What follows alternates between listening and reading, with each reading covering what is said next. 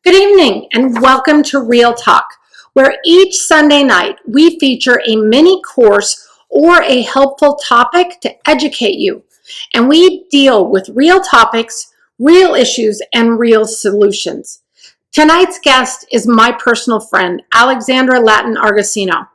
I've known Alexandra for several years now, and we both share a deep passion for supporting new families, taking great care of babies, and seeing those who work in our profession do their jobs with excellence. So when we put the call out for potential educators to share their knowledge and expertise, Alexandra was one of the first people to step up and offer to help.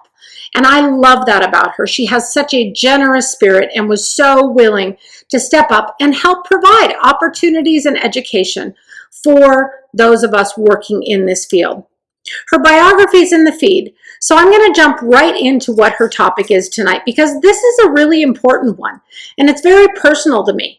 This is the importance of integrity as a newborn care specialist. And since integrity is a core value of our company, of course, this topic is going to be really personal. It means a lot to me. And yet it is one that very few people teach about, very few people talk about, and very few people are willing to really delve into. So I'm excited to have Alexandra with us tonight and excited to hear what she has to say. Let's welcome Alexandra. Have to work together as a well-oiled machine, and you are held accountable and responsible. And when I entered the industry as a newborn care specialist, I quickly learned that we are pretty much on our own. Most of us work as an individual, and we hardly work as a team unless you job share with someone.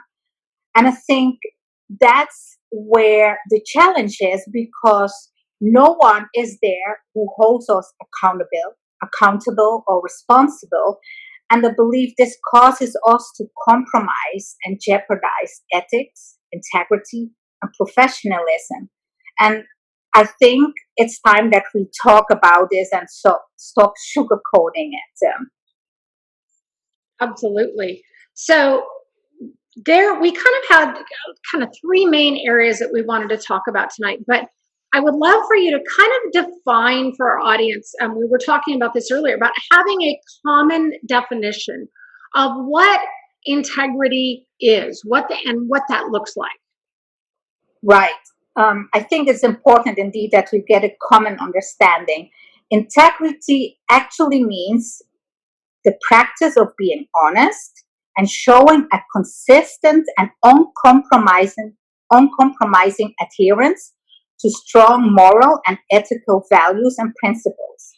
And before I dive deeper in this topic, I want to share with everyone that I learned myself. And I don't want anyone to think that I'm coming from a holier than thou place. I learned myself too. And I think that's why I'm so passionate about this as well. Yeah, absolutely. I know for me, for a long time, I didn't even really know how to even define what it was. I knew there was a gut level of what I wanted to provide, but I didn't really even know how to do that. And then to encounter other people that believe the same way I did, but also to encounter sometimes other people who choose to do things a little differently was kind of shocking for me. I just kind of assumed we all had the same base value. So one of the things where I've seen lots of people compromise on this is kind of on social media. And I'm wondering if you can talk to us a little bit about integrity on social media. Yes, that's a very important topic. Most nowadays use all the social media networks: Facebook, Twitter, Instagram, YouTube, LinkedIn. And we mostly share content to connect with one another, with potential clients, with colleagues, share and find information and or education, ask for referrals, find job openings, review individuals and businesses. And social media is a mirror actually for human society, the good, the bad, and the just plain ugly. And I have become more aware and more watchful of behaviors and actions versus words and the cute cat videos, you know. I continue to be stunned at the things people in our network will say and do from behind an avatar. Everything you post, comment to, like, share, love is basically there forever. Yes, also the arguments, the bullying, the slandering, the poor choices in profanity, the poor choices in vocabulary, and an inappropriate post sent out in an emotional moment can be there forever. People make screenshots, and it can really haunt you for years to come. And for example, if a potential client will do a Facebook search, and trust me, some will, and they find a disturbing post or video, they most likely will not move forward with booking your services. The surprising thing is that even if your privacy was set to friends only, meaning that only your friends can see your post, a screenshot can always be taken and shared. And there are also websites who monitor your social media content. And then when someone does a social media share, your content will then come up when it is relating to your business or to your person. So I always think it is very important to ask yourself the question, do other people, want to see me? Is this a real reflection of who I really am or who I really are? I think when you share content, your behavior will come back to haunt you. So that's why I always think it is important to, be careful what you share. Just this past week, I was a little bit more watchful because I knew we were going to talk about this. I was stunned that people in our industry use the F word pretty regularly, referring to another newborn care specialist with the C word. It's mind-boggling. It's mind-boggling. Right. So I've taught a couple of different times in different venues on social media, and being careful around social media and what we share. And I tell people all the time, the reality is, should we be judged on what we put on there? In an ideal world, that would be lovely if people didn't judge us based on those things, right? It would be lovely if they took the time to meet us in person and made a judgment about the person they meet in front of them. But we don't deal in fantasy land. We live in reality. And the reality is that people do make those judgment calls, whether it's another newborn care specialist or a postpartum doula who may or may not refer you on a job based on what they've seen, or many times too, it's parents. Because if we think parents and agencies aren't checking our social media, we are kidding ourselves. They are checking those things. And I love, love, love that you said these things, they don't go away. Once it's out there in some form or shape. It can be found, whether it's a screenshot or whether it's somebody who's digging deeper and doing data mining.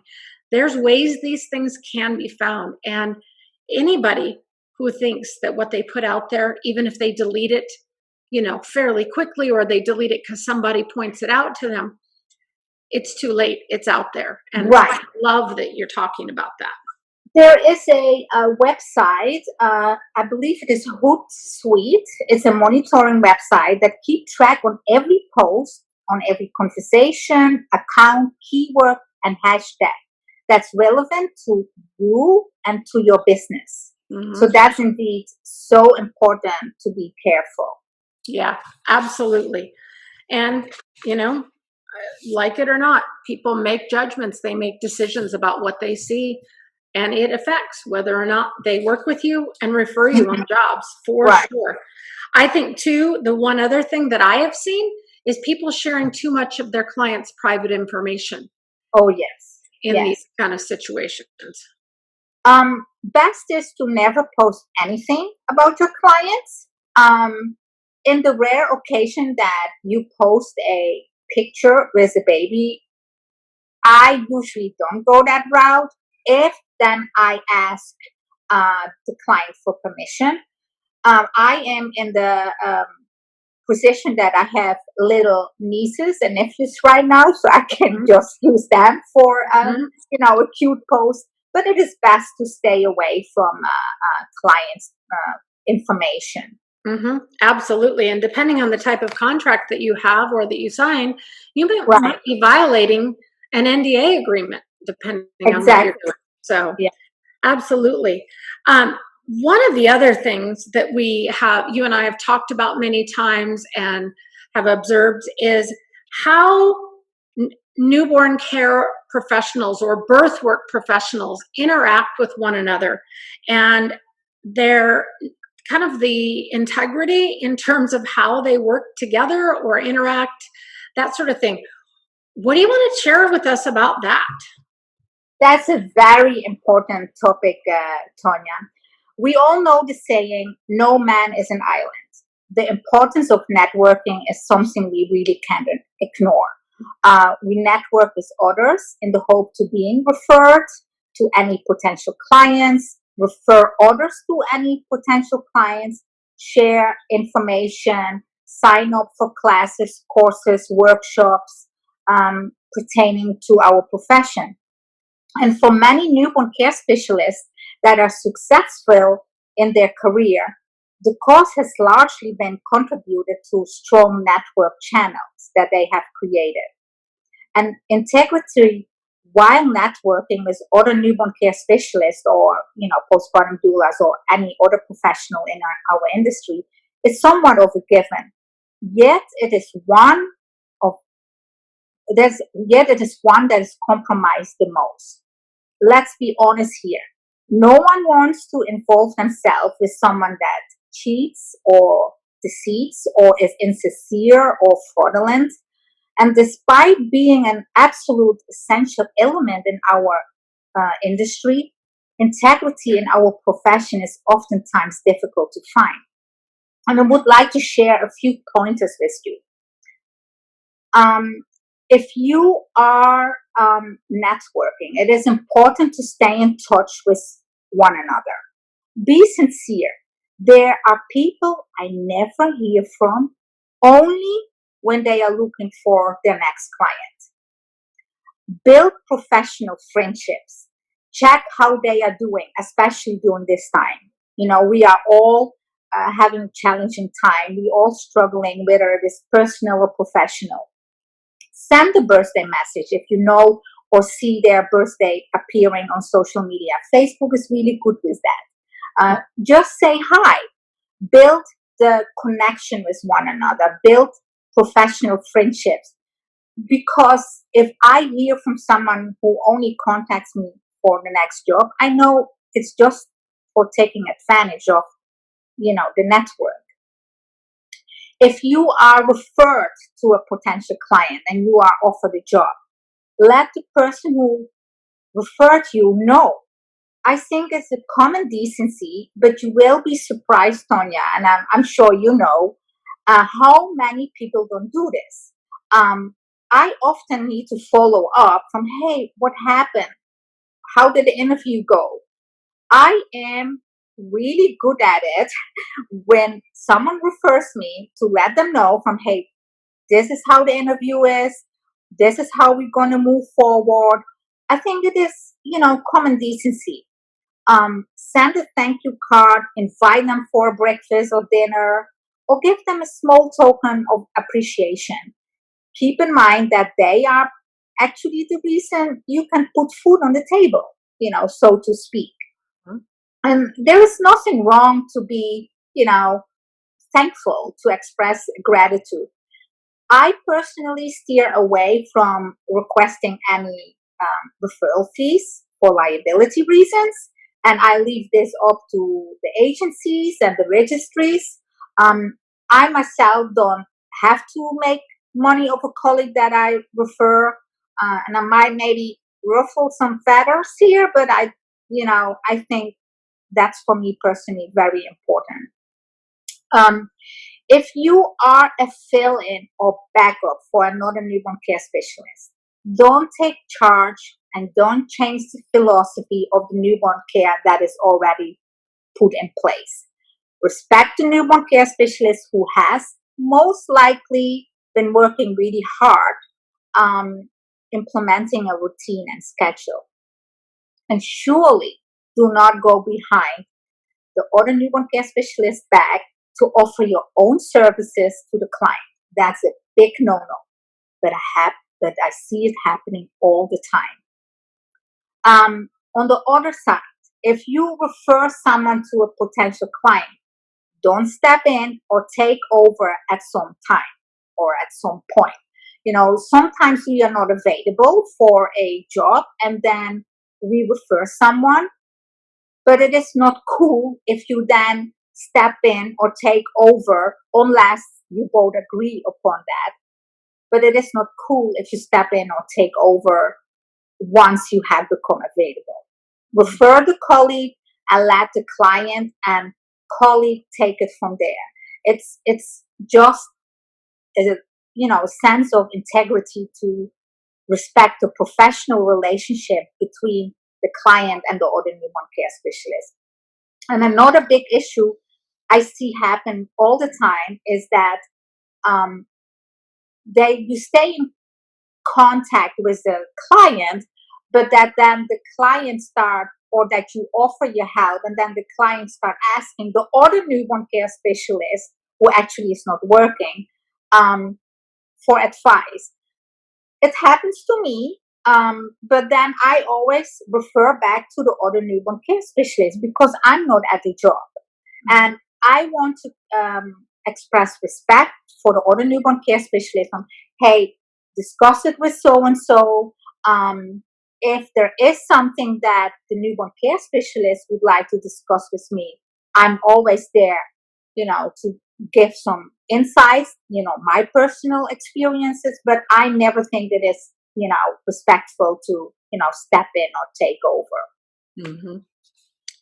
Yeah, so pretty much the only clients that I really work with anymore are doing fill-in for other newborn care specialists. And I have found a lot that clients will say to me, well, what do you think? Especially when they find out what my background is, that I have the training company, et cetera. It's, well, what do you think? And my answer is always, I think you should do whatever your newborn care specialist has told you to do. I'm walking in here cold. They've been here. They know what's going on. They know your family dynamics. They know your baby better than I do. I'm here to follow their instructions. Right. So I think that you should do what they're asking you to do. We follow their information. And if there's a question, you need to take it back to them. And really, the only exception I would ever make to something like that is if a baby was in immediate danger. Right. And even then, I really like to go on the assumption that the newborn care specialist, maybe that I'm filling in for, just doesn't know. And it's an opportunity to learn. And so even then, say I was filling in for you, I might say, hey, Alexandra, the mom said that, you normally do something this way.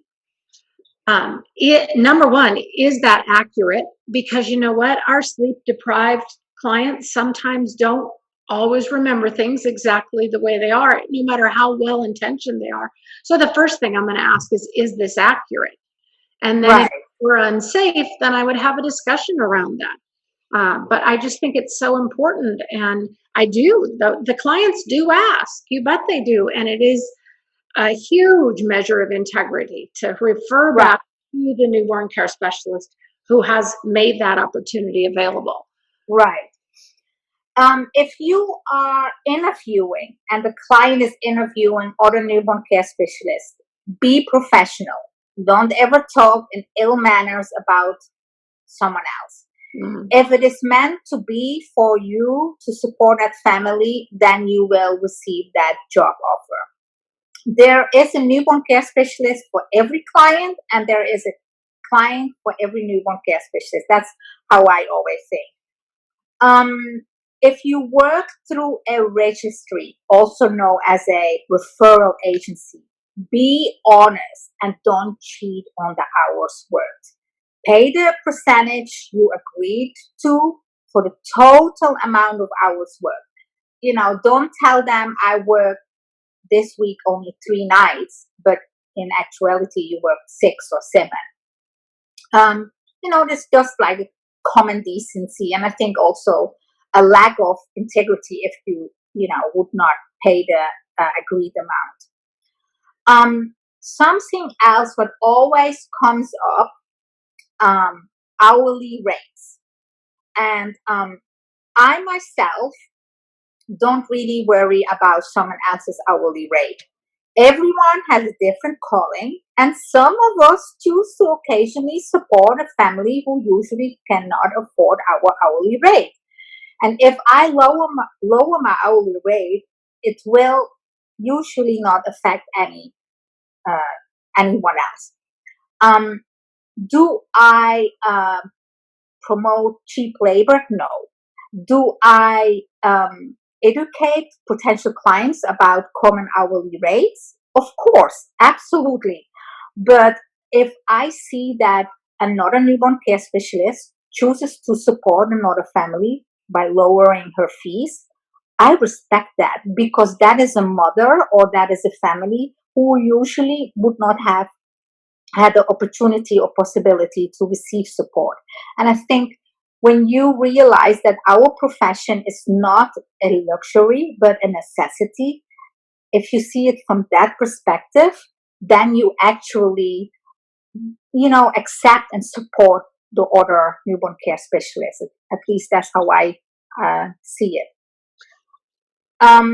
If you work as a team, meaning with several other newborn care specialists, the team spirit should always be kept on high standards and should always be kept professional.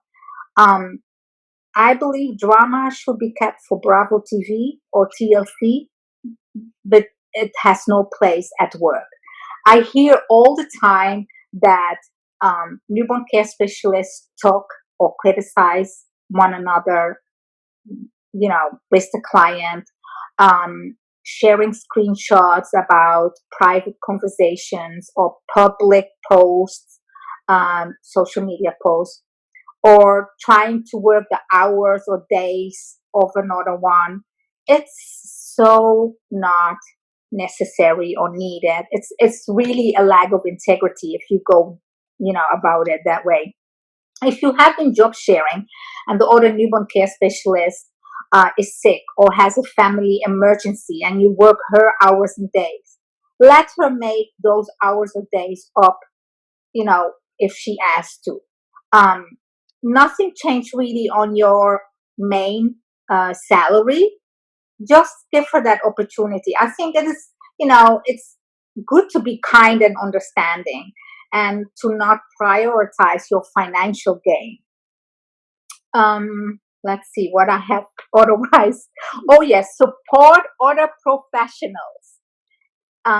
In our industry, there is so much content, classes, courses, workshops, products.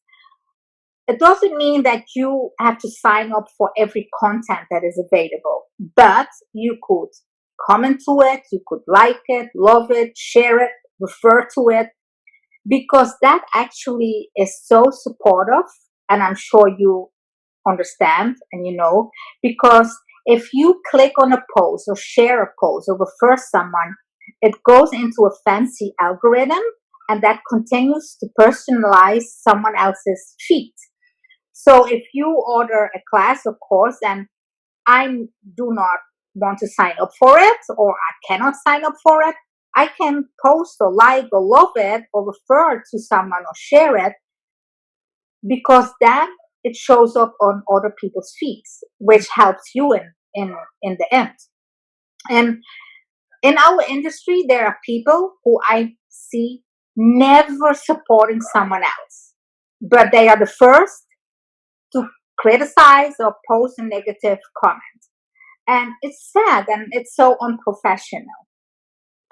Yeah, it's and we do know here, obviously, our business is very much dependent on word of mouth, and Mhm. those shares and those likes and all those things are critically important for keeping that up.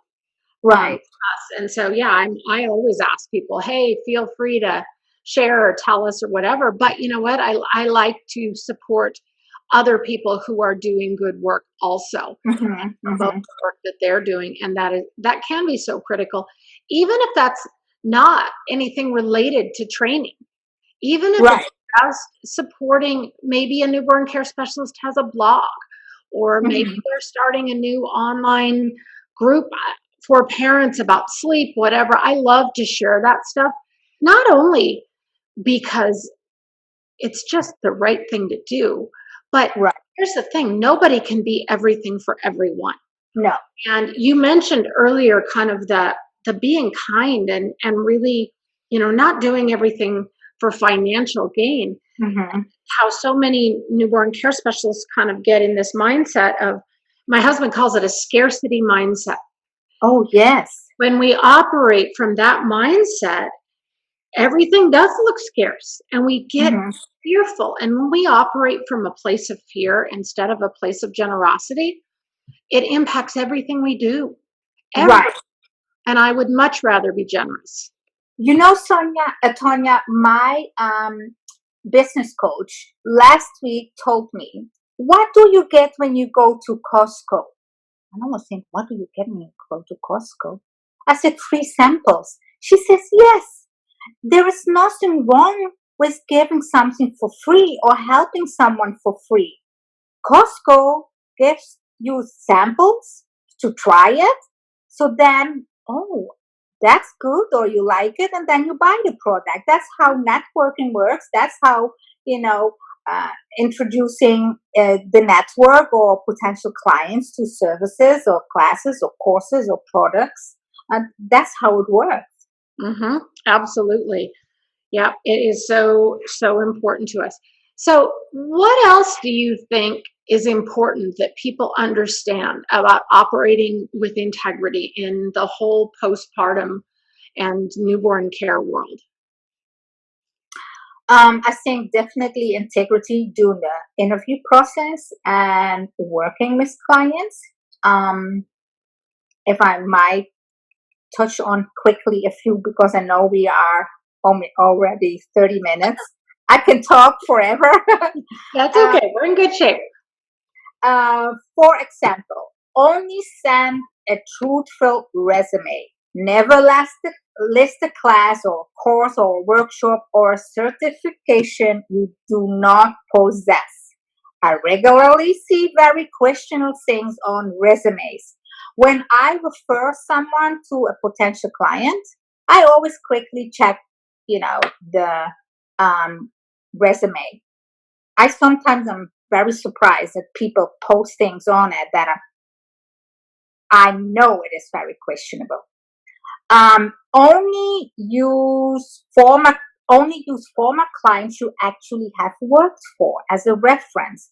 Do not list a family member or a friend or a professional as a professional reference.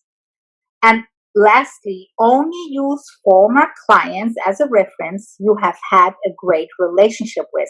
You don't want to put on uh, put a former client on on the reference list where you not had really a pleasant relationship with, or who terminated the contract, or you terminated the contract, and then she will hear from, "Oh my God, she applied to be your newborn care specialist." You do not want that to have happened. Stay in touch with former clients. Send them from time to time and text message. Don't use them only for a reference, but send a text message every so many months. Check on them how they are doing, and most likely they really appreciate that. Hmm. When a potential client contacts you, make sure to reply to the phone call or to an email within 24 hours. Keep the phone conversation or email professional and without grammatical errors. English is not my first language, so I always have my husband look over it. Sometimes when he's not home and I type quick something, yeah, then sometimes I have to correct it. But that's always important, to have, professional exchange with your potential clients. When you go for an interview, uh, do not, do not, do not arrive late or miss the interview without reasonable reason. I have to very ashamedly share with you, many years ago, I totally forgot to go to an interview. I totally, I forgot. And I felt so bad. I lost that job, not surprisingly, but I did send a card with a Starbucks gift card and I apologized. But that really taught me one big lesson. Now I will always put everything on my calendar, and when you have a smartphone, it's easy, to not forget it. When you talk negatively about another newborn care specialist on an interview, it's so not professional. Sometimes we know that there are other newborn care specialists uh, applying for the same job, and you know that they are also invited for an interview. Do not talk, bad about them, even if you are not, fans of them. Um, do not share any, we just touched on that, names of former clients or talk negatively about former clients. Uh, do not interrupt the client during interview.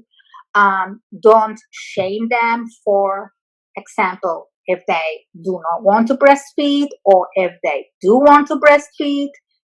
That's always a topic that comes up. Um, do not answer a cell phone uh, during an interview. It might be surprising to you, but it does happen. Do not use any profanity. Uh, don't go to an interview with a sports outfit, like a sports bra and a legging. This happened. This happened. A client shared it with me. So do not bring your child or someone else to an interview. Those are all things that you would think they are very normal to not do, but it happens all the time. Do not ask any personal questions. For example, my current client has a baby by surrogacy. I have no idea why they chose this, what was the reason. I let the client share with me. If they share with me, wonderful. But if they don't, I don't ask. Mm-hmm. Do not only talk about your hourly rate during an interview. Very unprofessional. And lastly, do not ask to be paid under the table. That's not professional. Things you should absolutely do during your interview. Be professional in appearance and in your vocabulary at all times. Don't be pushy and tell the clients to make a decision soon.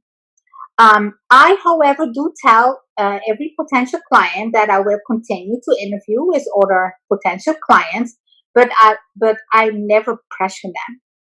Mm-hmm. I mentioned that I will follow up with them, within 2 or 3 days, and that they can always reach out to me. I always send a text or email to thank them that they took the time out of their busy schedule to interview with me. I keep it short and brief and let them know they can always reach out to me.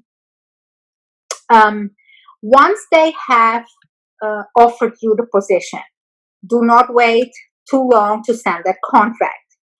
Use a professional platform, DocuSign or Google Docs you can share, and then collect your deposit. This is also a very important topic. Set your deposit aside. Best is to have a separate bank account for this. I regularly hear people use their deposit beforehand, which is very risky. There are situations where you have to return the deposit, miscarriage, stillbirth, or when you have become unavailable. And since our deposits are not a small amount, what happens when you can't return $5,000 or $10,000? It's so not professional if you have to go back and forth with a client about when you can pay, how you can pay. It's best to keep that separate. Um, I had in the last year 2 situations where I had to return a deposit. Um, One situation, I was scheduled for a surgery and was not able to work for a while. I did find a amazing newborn care specialist who was able to take over from me, and I did end up working with this client for a couple of nights, but I had eventually had to return the deposit. And situation two, this is actually also a situation where you have to, be careful. A client booked my newborn care services, but I actually should have listened to my gut. The client was very demanding during the interview phase, um, negotiating, wanted to negotiate my contract before I even started. And she was very argumentative. And to make a long story short, I decided to not go. The closer I got to the due date, the more anxious I became. And I knew that I would not be the best to support them. So I found a replacement, and um, I returned the deposit right there and right then. I, offered. I told them that I did not give any reasons. I told them that I had become unavailable, um, and that I would offer someone who could help them. It all worked out well with them, but I was just not the right fit for that family, and I should have listened to my gut from the beginning. But those are situations where we have to return the deposit, and if you have used that beforehand, it's you can't do that. When you work with a client, and we already touched on it, be non-judgmental, don't mom shame, be supportive and understanding that every family makes decisions that is best for them. You can provide information and helping to make the decision, but do not shame or blame them if you don't agree with the client. Um, when you work with the client, don't ever talk about your personal religious beliefs or politics. It's just something that should never be brought into a professional relationship, especially not in someone else's house. And some might remember when I was a speaker during a workshop several years ago, that I discussed that you always should respect your client's religious views and political beliefs, and make sure that you present yourself in that manner too.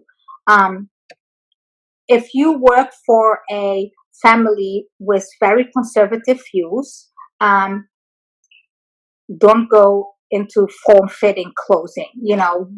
Respect their views. And if you, for example, work for a Muslim family or a Hindu family, don't wear a shirt with "Jesus is my homeboy." It's not professional.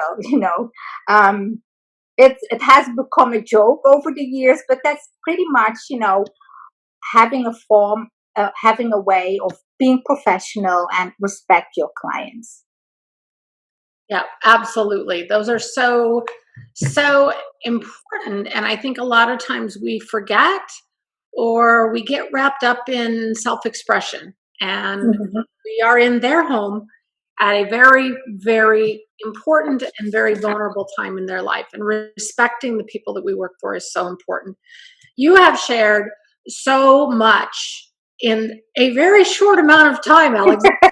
Really impressed with the amount of information that we is in here. I came prepared. You did. And I really appreciate you taking the time to share your passion and your expertise with us. If people have questions later on, as long as they tag you in the feed, would you be willing to come back and answer those questions for them? Of course. Because we keep these up live on our page, and they also go on our learning platform. And so many times that is something that they might have more. And so I would love for that opportunity for them to get more insight from you. So is that something we can do? Oh, absolutely. Absolutely. Perfect. So thank you everyone for joining us tonight for Real Talk, where on each Sunday night we have discussions and educational opportunities where we talk about real topics, real issues, and real solutions to those. And I know that, like tonight, Alexandra gave us some fantastic solutions to things that oftentimes can be a dilemma in our industry. Next weekend is Mother's Day weekend. And so we will not be live here next weekend, but we will be back Sunday, May 17th at 6 p.m. Pacific time and 9 p.m. Eastern. And we're going to have Jay Schultz from Homework Solutions come back on.